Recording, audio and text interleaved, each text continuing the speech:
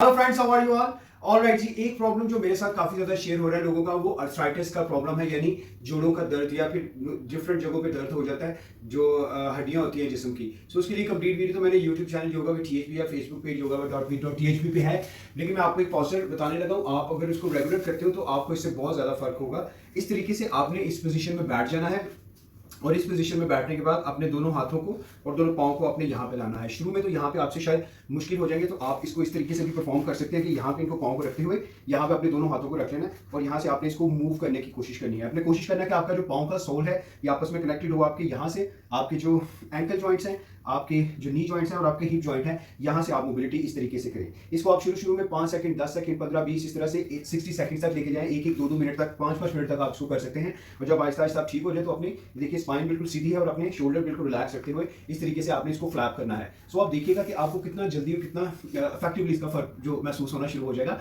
और thank you so very much for watching the video and do share this information with others and do not forget to follow yoga with टीएचपी।